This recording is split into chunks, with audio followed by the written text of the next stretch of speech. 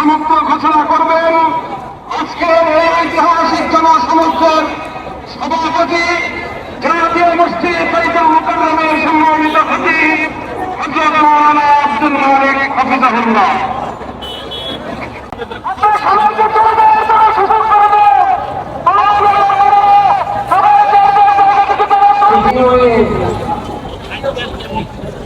আল্লাহ আল্লাহ আকবার আল্লাহ আকবার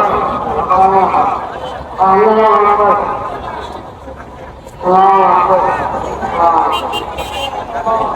হ্যাঁ রাবিয়া ভাই আজকে দিন যেমন হচ্ছে সবাই আমার সাথে